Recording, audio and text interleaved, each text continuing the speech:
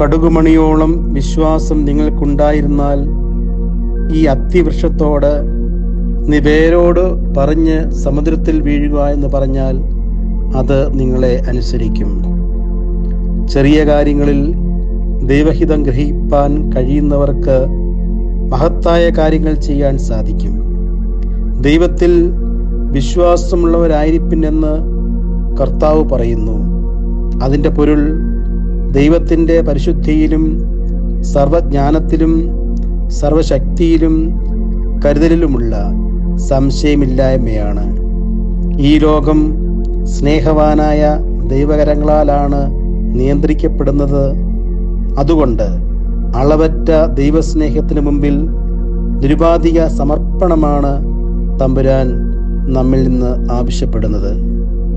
വിശ്വാസം മനുഷ്യരിൽ സ്ഥിതി ചെയ്യുന്ന ഒരു വിശേഷ ഗുണമല്ല, മറിച്ച് ദൈവഹിതം മനുഷ്യജീവിതത്തിൽ പ്രായോഗികമാക്കുവാൻ അനുവദിക്കുന്ന സന്നദ്ധതയാണ്. വിശ്വാസം അത് ദൈവം നമുക്ക് തന്നിരിക്കുന്ന ശക്തി അത്രേ. സ്വാർത്ഥപരമായ സ്വകാര്യ നേട്ടങ്ങൾക്ക് വേണ്ടി പ്രാർത്ഥനയിലൂടെ ദൈവത്തെ പരീക്ഷിക്കുവാൻ പാടില്ല. അതിലുപരിയായി ദൈവത്തിന് പ്രവർത്തിക്കുവാനുള്ള ഒരു ഉപാധിയായി നമ്മെ തീർക്കണമേ എന്നായിരിക്കണം നമ്മുടെ പ്രാർത്ഥന.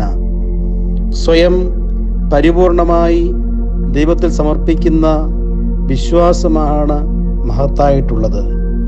ഈ പരിശുദ്ധ നോമ്പിലൂടെ സ്വയം പരിപൂർണമായി ദൈവത്തിൽ സമർപ്പിച്ച് ദൈവത്തിന് പ്രവർത്തിക്കുവാനുള്ള ഒരു ഉപാധിയാക്കി നമ്മെ രൂപാന്തരപ്പെടുത്താം.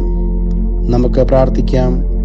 കാരുണ്യവാനായ കർത്താവേ, അവിടുത്തെ ശക്തിയിൽ പൂർണ്ണമായി വിശ്വാസമർപ്പിച്ച് ദൈവഹിതം ഞങ്ങളിൽ പൂർത്തീകരിക്കുവാനായി ഇതാ ഞങ്ങളെ തന്നെ അങ്ങയുടെ സന്നിധിയിൽ സമർപ്പിക്കുന്നു. അങ്ങയ്ക്ക് പ്രവർത്തിക്കുവാനുള്ള ഒരു ഉപാധിയായി ഞങ്ങളെ രൂപാന്തരപ്പെടുത്തി അവിടുത്തെ ഹിതം ഞങ്ങളിൽ പൂർത്തീകരിക്കണമേ. ആമീൻ.